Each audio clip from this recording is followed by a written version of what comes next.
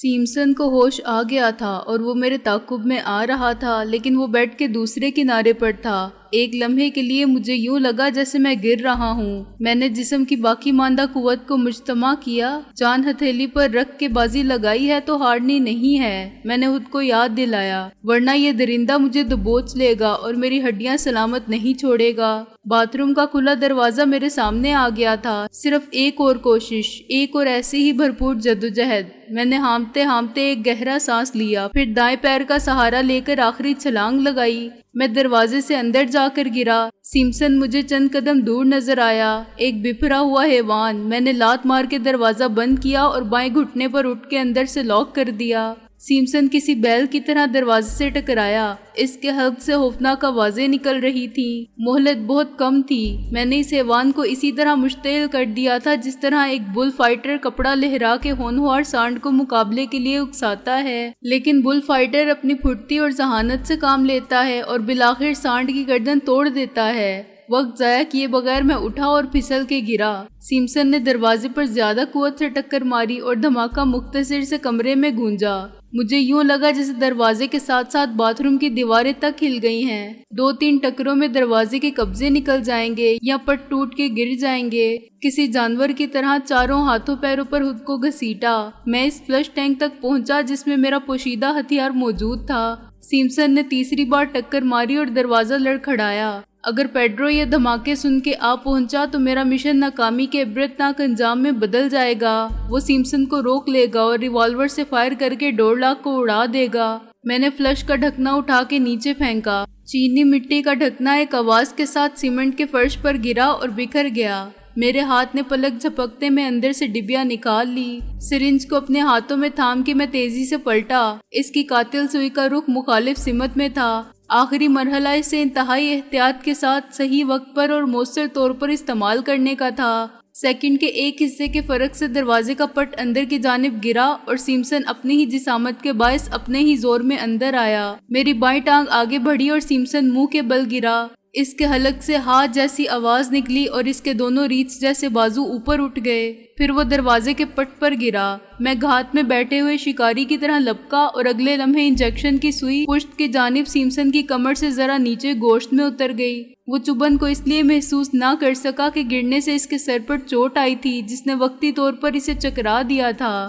Syringe کی دوا اس انسان نما حیوان کے جسم میں اتر گئی جس کی زندگی خود اس کے لیے بے مصرف تھی۔ اس کا مصرف دوسروں کے لیے یہی تھا کہ ایک حیوانی قوت سے کمزور انسانوں کو زیر کیا جائے اور ضرورت محسوس ہو تو انہیں ڈاکٹر کی طرح توڑ پھوڑ کے ختم کرنے میں استعمال کیا جائے۔ اس کا مرنا جینا اپنی مرضی پر منحصر نہیں تھا اور جو لوگ اس کی زندگی پر اختیار رکھتے تھے اسے ایک ہلاکت ہے اس قوت کے طور پر استعمال کر رہے تھے۔ وہ انسان نہیں، انسانوں کی زندگی ختم کرنے کا ایک ذریعہ تھا۔ پستول اور بندوق، ٹینک اور بم کی طرح جو خود خطرناک نہیں ہوتے، ان کو استعمال کرنے والے اور استعمال کرنے والوں کے عزائم خطرناک ہوتے ہیں۔ سیمسن اگر زندہ رہتا تو نہ جانے کتنے خون اور کرتا۔ اس خونی درندے کو ختم کر دینا کسی آدم خور شیر کو مار دینے کے مترادف تھا۔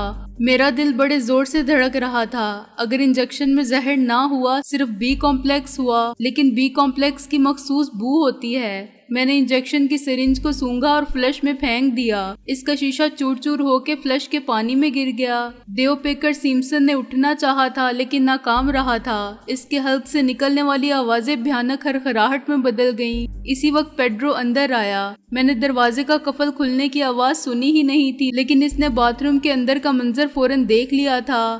سیمسن! وہ چلایا اور ریوالور نکال کے دوڑا۔ کیا ہوا ہے سیمسن کو؟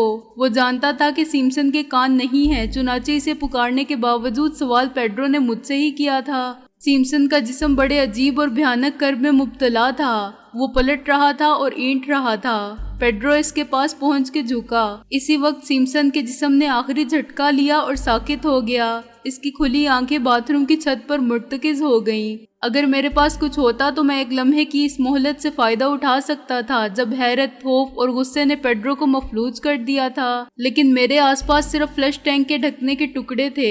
بے اختیار میں نے ایک بڑا ٹکڑا اٹھایا اور پیڈرو پر جا پڑا جس نے ریوالور کا دستہ میرے سر پر مارنے کے لیے जिस लगाई थी। मोटे पोर्सिलिन के टुकड़े ने शीशे का काम किया। हम बैक वक्त टकराए। खतरा महसूस करते ही पेड्रो ने ट्रिगर पर उंगली का दबाव बढ़ा दिया था। धमाका 2 बार हुआ मगर गोली न जाने किधर गई। हम दोनों एक दूसरे से टकरा कर गिरे। फिर मेरे हाथ ने तकून नमा वो टुकड़ा पेड्रो के सर पर मारा जिसके किनारे आरी की तरह तेज थे।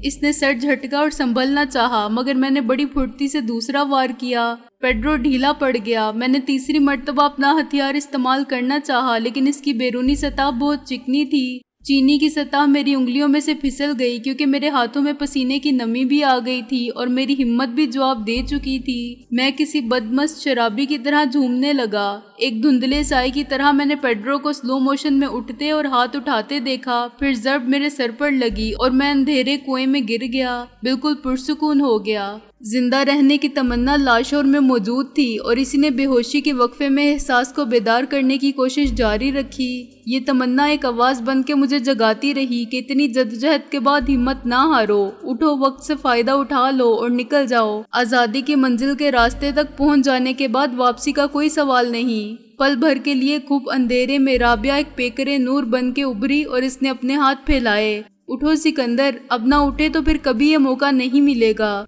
ये लोग तुम्हें एक ज़रूरत के तहत जिंदा रखे हुए हैं मगर ये ज़रूरत कोई मजबूरी नहीं है। ये तुम्हें कत्ल भी कर सकते हैं मगर तुमको जिंदा रहना है, अपने लिए, मेरे लिए। मैंने आंखें खोल के देखा।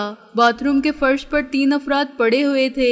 एक सिम्पसन था जिसे सूर्य इसराफिल फूंके जाने से कबल नहीं उठना था। दूसरा पेड्रो था जिसके सर पर मेरे हाथ की कोई ज़रब कारी साबित हुई थी और मुझे लिटाने के बाद वो खुद भी लेट गया था। तीसरा मैं था जो सिम्पसन की लाश के ऊपर गिरा था। मेरा सर इसके सीने पर था। चुनाचे आंखें खोलते ही मेरी नजरें इसकी बेनूर नजरों से मिली और मेरे जहन को एक झटका सा लगा।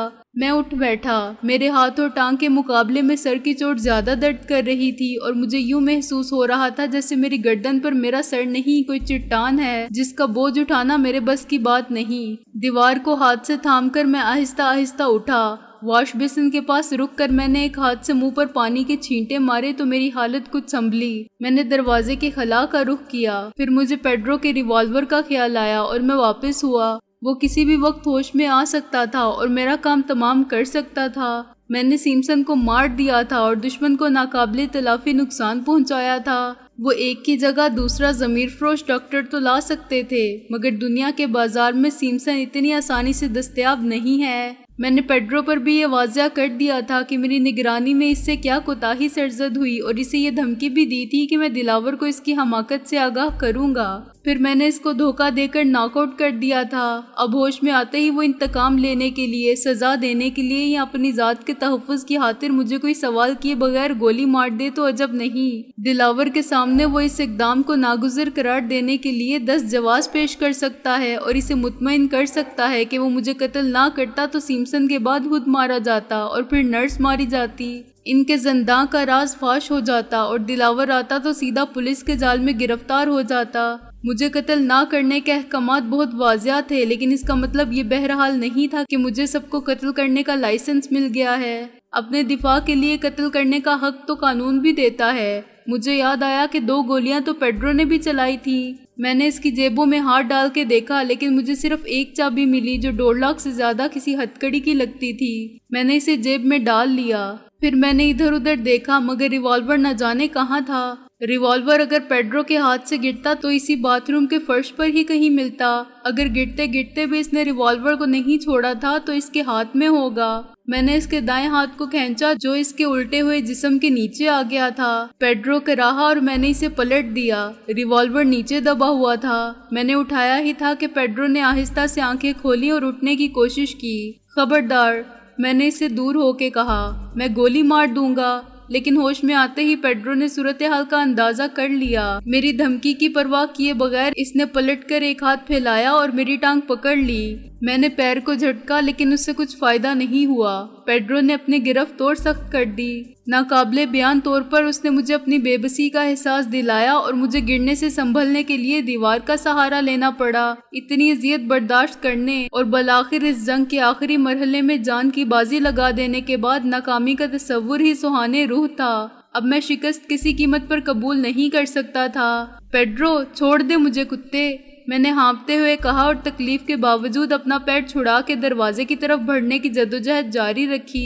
کمزوری مجھ پر غالب آنے لگی تھی، لیکن دوبارہ بے ہوشی کا مطلب تھا موت۔ میں نے ریوالور سے نشانہ لیا اور ٹریگر دبا دیا۔ ریوالور میں گولی ہوتی تو پیڈرو کی کلائی کو توڑتی ہوئی نکل جاتی، مگر میگزین خالی ہو چکا تھا۔ ریوالور میں سے کلچ کی آواز آئی۔ میں نے پھر کوشش کی اور آخری وقت میں جھک کر ریوالور کا دستہ پیڈرو کے ہاتھ پر مارا۔ پیڈرو کراہا اور میری ٹانگ آزاد ہو گئی۔ میں باہر بھاگا اور گرا۔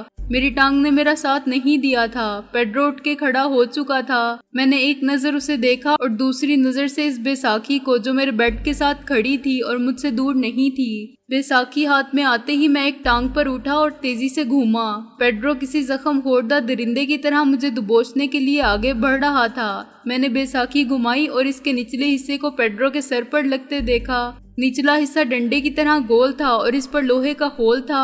پیڈرو نے اپنا سر پیچھے ہٹا کے بچنا چاہا تھا، لیکن اس کا اندازہ غلط ہو گیا۔ بیساکھی اس کے سر کو چھوتی ہوئی گزر گئی۔ اگر وہ پوری طرح ہوش میں ہوتا تو اس معمولی ضرب کو جھیل جاتا۔ بیساکھی لگتے ہی وہ نیچے گرا۔ وہ بے ہوش نہیں ہوا تھا لیکن چکرا گیا تھا۔ میں دروازے کی طرف لپکا جو پیڈرو نے اندر آتے وقت کھلا چھوڑ دیا تھا۔ چابی باہر ہی لگی رہ گئی تھی۔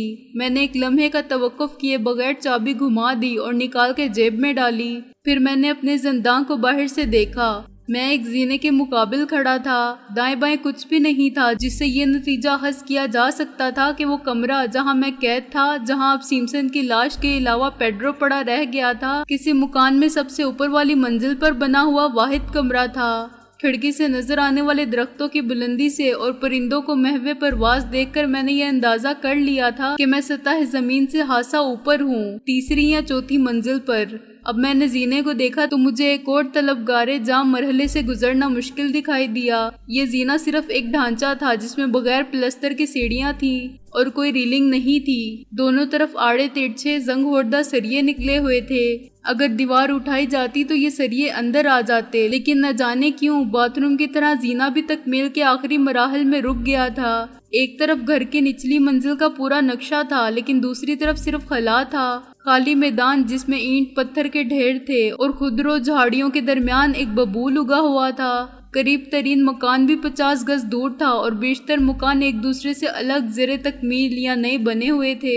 میرا اندازہ درست تھا۔ میں 2 منزلہ مکان کی چھت پر بنے ہوئے کمرے میں بند تھا، گویا تیسری منزل پر تھا۔ سب سے اوپر کا یہ کمرہ فاضل تھا جسے مکین پورا نہ کر سکے تھے، تاہم یہ رہائش کے قابل تھا اور اس میں مہمان ٹھہر سکتے تھے یا نوکر رہ سکتے تھے۔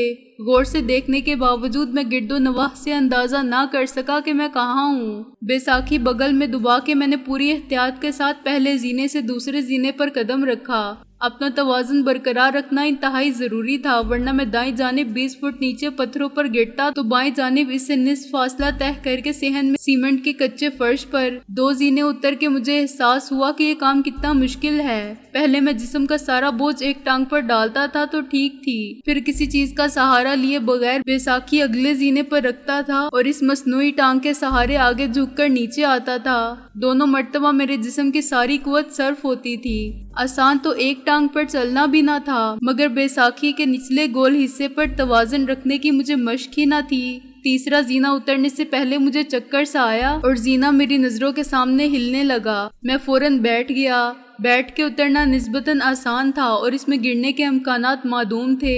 نیچے پہنچنے سے پہلے مجھے کئی بار پیڈرو کا خیال آیا۔ وہ کھلی کھڑکی کے راستے نیچے اتر سکتا تھا، مگر آسانی سے نہیں۔ جسمانی طور پر وہ پوری طرح چاقو چوبند ہوتا تو روایتی انداز میں چادر پھاڑ کے پٹیاں بناتا اور پٹیوں کو گرہ دے کر رسی، پھر وہ اسی رسی کے سہارے ہر گانٹ کو انگلی اور پیر کے انگوٹھے میں پھنساتا نیچے اتر جاتا۔ لیکن ابھی تو اس کا ذہن بھی اس حد تک معاون نہیں ہوگا اور بالفرض محال اس نے رسی بنا بھی لی تو اس کی جسمانی صلاحیت آڑے آئے گی۔ اسے سوچنا پڑے گا کہ اس کوشش میں وہ اپنا وزن نہ سنبھال سکا تو نیچے گر کر کیسے اٹھے گا۔ بہر صورت وہ 10-15 منٹ سے پہلے کمرے سے باہر نہیں آ سکتا تھا۔ نیچے والی منزل کا ہر کمرہ بند اور مقفل تھا۔ گرد و غبار کی تہ بتاتی تھی کہ مدت سے یہاں کوئی بھی نہیں آیا۔ دلاور اینڈ کمپنی ہمیشہ ایسے ہی گھروں کا انتخاب کرتی تھی جن سے اس کا دور کا بھی تعلق ثابت نہ ہو۔ ہر آبادی میں ایسے گھر مل ہی جاتے ہیں جن کے مالک دوسرے شہر یا دوسرے ملک میں ہوں، مر چکے ہوں اور گھر لاوارث رہ گئے ہوں، یا آسیب زدہ مشہور ہو گئے ہوں اور کوئی ان میں رہنے کے لیے نہ آتا ہو۔ دلاور اور رزق کی ہواری تو ایسے گھر تلاش کر کے نظر میں رکھتے ہوں گے جو ان کے کام آئے لیکن ان کا سراغ نہ دیں۔ ماضی میں ایسا کئی بار ہو چکا تھا۔ سب سے نیچے والی منزل تک پہنچنا کوئی مسئلہ نہ بنا کیونکہ زینے کی ایک طرف دیوار تھی اور دوسری طرف لکڑی کی ریلنگ، لیکن ابھی میں نے آخری زینے پر قدم رکھا ہی تھا کہ مجھے قدموں کی چاپ سنائی دی۔ چھپنے کے لیے نہ جگہ تھی اور نہ وقت تھا۔ چند سیکنڈ بعد نرس نمودار ہوئی۔ مجھے دیکھتے ہی وہ بری طرح چونکی اور اس کا ہاتھ خود بخود ریوالور نکالنے کے لیے بڑھا، مگر میں خالی ریوالور کا رخ پہلے ہی اس کی طرف کر چکا تھا۔ بالکل سیدھی کھڑی رہو، میں نے سب پارٹ لہجے میں حکم دیا، ورنہ جس طرح میں 2 گولیوں سے سیمسن اور پیڈرو کو ٹھنڈا کرایا ہوں اسی طرح تیسری گولی سے۔ میں نے نشانہ لینے کے انداز میں ریوالور اوپر اٹھایا۔ پلیز پلیز مجھے مت مارو۔ وہ کانپنے لگی۔ تم جیسا کہتے ہو میں ویسا ہی کروں گی۔ اچھا تو پہلے اپنے دونوں ریوالور نکالو، احتیاط سے، آہستہ آہستہ، اور نیچے میرے پیروں کی طرف پھینک دو۔ میں نے کہا، یہ مت بھولنا کہ مجھے صرف ٹریگر دبانا ہے، ذرا سی غلط حرکت کا شبہ بھی ہوا تو میں سوچوں گا نہیں۔ اس نے اقرار میں سر ہلایا اور ایک جیب سے ریوالور نکال کر میری طرف سرکا دیا۔ میں نے جھک کر اسے اٹھایا اور جیب میں رکھ لیا۔ اب دوسرا، جس سے تم نے مجھے گینڈا سمجھ کر بے ہوشی کا انجیکشن دیا تھا، میں نے کہا، اور اس وقت مجھ سے ایک غلطی ہو گئی۔ میں نے اپنا خالی ریوالور رکھ کے جیب سے نرس کا دیا ہوا ریوالور نکال لیا۔ اس کا رد عمل انتہائی غیر متوقع تھا۔ نرس نے بڑی پھرتی سے دوسرا ریوالور نکالا اور پیچھے ہٹ کر میرا نشانہ لیتے ہی فائر کر دیا۔ میں اسے گولی مار سکتا تھا لیکن میری خواہش یہ تھی کہ اس پیشہ ور قاتلہ کو زندہ گرفتار کروں اور اسے وہ سب پوچھ لوں جو مجھے معلوم نہیں تھا۔ چنانچہ اپنی دھمکی پر عمل کرنے کی بجائے میں نے نیچے گر کے خود کو اس زہریلے تیر نما کارتوس سے بچا لیا جو میرے جسم میں کہیں بھی پیوست ہو جاتا تو 3 منٹ کے اندر اندر مجھے لیٹا دیتا۔ میں نے نرس کو ایک گالی دی جو بلا ارادہ میری زبان پر آ گئی تھی اور محض اسے خوفزدہ کرنے کے لیے ریوالور اٹھا کے ٹریگر دبا دیا۔ میں مطمئن تھا کہ گولی اسے چھوئے بغیر اس کے سر کے اوپر سے گزر جائے گی، لیکن ایک بار پھر ٹریگر دبانے کی آواز نہ آئی۔ نرس کہہ کہا مار کے ہنسی۔ اب تم جہاں بیٹھے ہو وہیں بیٹھے رہو، اس نے مجھے حکم دیا۔ نہ جانے کیوں ہنسی کی طرح مجھے یہ حکم بھی ایک کھوکھلی دھمکی لگا۔ مجھے اپنی حماقت کا شدت سے احساس ہوا۔ غالباً پیڈرو نے اس کے ریوالور کی گولیاں نکال لی تھیں اور نرس یہ بات جانتی تھی۔ اس سے پیڈرو کا حالی ریوالور بہرحال بہتر تھا جس نے نرس کو دہشت زدہ کر کے میرا حکم ماننے پر مجبور کر دیا تھا۔ میں نے بیٹھے بیٹھے اس کی آنکھوں میں آنکھیں ڈال کر دیکھا۔ وہ پھر مجھے نشانہ بنائے کھڑی تھی۔ ایک سیکنڈ منجمد ہو کے انتظار کا کرب بن گیا۔ انتظار کس کا ہے؟ میں نے اس سیکنڈ کے بوجھ تلے دب کر کہا، لیکن وہ اسی طرح کھڑی رہی۔ پھر حقیقت کو میں نے اس کی آنکھوں میں پڑھ لیا۔ نشانہ خطا ہونے کے بعد وہ بھی خالی ہاتھ رہ گئی تھی۔ یہ ریوالور بے مصرف ہو گیا تھا، شاید دوسری بار چلانے کے لیے اسے پھر لوڈ کرنا پڑتا تھا۔ نرس کی ہنسی ایک بے جان مسکراہٹ میں ڈھل کے غائب ہو گئی۔ میں آہستہ آہستہ اٹھا اور بے ساکھی لے کر کھڑا ہو گیا۔ اب ہم دونوں کے ہاتھوں میں بے مصرف کھلونے ہیں، میں نے معنی اس مسکراہٹ کے ساتھ کہا۔ عملاً ہم دونوں خالی ہاتھ ہیں۔ میری ایک ٹانگ اور ایک ہاتھ پوری طرح کارآمد نہیں، لیکن میرے پاس یہ اضافی ہتھیار ہے، میں نے بے ساکھی اٹھا کے کہا۔ اس کے علاوہ جیسے مرا ہاتھی 1.25 لاکھ کا ہوتا ہے ویسے ہی آدھا مرد پوری عورت کے مقابلے میں بھاری پڑتا ہے۔ تم آزمانا چاہو گی؟ اگر تم نے میری طرف قدم بڑھایا، وہ چلائی اور اس نے خالی ریوالور مجھ پر کھینچ مارا۔ ریوالور 1 فٹ دور سے گرا اور زینے کی دیوار پر لگا۔ میں شور مچا دوں گی، وہ نروس ہو کے بولی۔ چور مچائے شور، میں نے کہا۔ اپنا یہ شوق بھی پورا کر لو، اثر ہوگا یا نہیں یہ تم کو یقیناً معلوم ہوگا۔ شور مچانے کی ضرورت محسوس ہوتی تو میں تمہارے مقابلے میں لاؤڈ سپیکر کی طرح چلا سکتا تھا، لیکن میں جانتا تھا کہ اس سے صرف میری آواز خراب ہو جائے گی۔ سنے گا کون میری؟ تمہاری آواز بھی کہاں تک جائے گی؟ سننے والے تو مر گئے۔ موت کی خبر نے اس پر کوئی اثر نہیں کیا تھا۔ پھر مجھ سے کیا چاہتے ہو تم؟ وہ ایک قدم پیچھے ہو کے بولی۔ میرا کوئی قصور نہیں، میں مجبور تھی۔ ہم سب کے پاس مجبوری ایک ڈھال کا نام ہے۔ میں نے ایک قدم آگے بڑھایا۔ اس کی آڑ میں ہم اپنی ہر غلطی کو چھپا کے دنیا سے لڑتے ہیں۔ چور کہتا ہے میں مجبور تھا، طوائف خود کو مجبور کہتی ہے، اسمگلر تک مجبور ہے یہاں۔ آخر کون سی مجبوری ہوتی ہے یہ؟ پیٹ کی؟ پیٹ بھر روٹی تو شرافت اور عزت سے بھی مل جاتی ہے۔ مجبوری ہوتی ہے ہوس زر کی، اس دولت کی جس سے تن آسانی اور عیاشی کے اسباب پیدا ہوتے ہیں۔ جیسے جیسے میں آگے بڑھتا گیا وہ پیچھے ہٹتی گئی، یہاں تک کہ وہ ایک دیوار سے جا لگی اور اس کے لیے مزید مراجعت ممکن نہ رہی۔ میرے اور اس کے درمیان 3 فٹ کا فاصلہ رہ گیا۔ میرے پاس وقت کم ہے، اسی لیے میں تمہاری مجبوری کی کہانی سننے نہیں بیٹھ سکتا۔ میں نے کہا، مجھے اسلحہ چاہیے، ریوالور کی دونوں قسم کی گولیاں جو تم استعمال کرتی رہی ہو۔ میرے پاس کچھ نہیں ہے اب، وہ بولی۔ تمہاری وجہ سے انہوں نے سب کچھ چھین لیا۔ میری وجہ سے؟ خوب، گویا وہ غلطی میری تھی جس کی وجہ سے تم نے مجھ پر گولی چلائی تھی۔ میں نے طنز سے کہا، تم کو یقین نہیں تو میری تلاشی لے کر دیکھ لو، وہ بولی۔ ابھی کچھ دیر پہلے ہی اس نے ریوالور سے گولیاں نکالی ہوں گی۔ بے ہوش کرنے والی گولی میرے پاس ایک ہی رہتی تھی۔ افسوس یہ ہے کہ تم جیسی عورت پر یقین نہیں کر سکتا۔ میں نے کہا، تمہیں علم تھا کہ ریوالور خالی ہے؟ ہاں، ابھی ہوش میں آنے کے بعد میں نے اسے قتل کرنے کی کوشش کی تھی، وہ بولی۔ اس نے مجھے قابو کر کے ریوالور چھین لیا اور گولیاں باہر پھینک دیں۔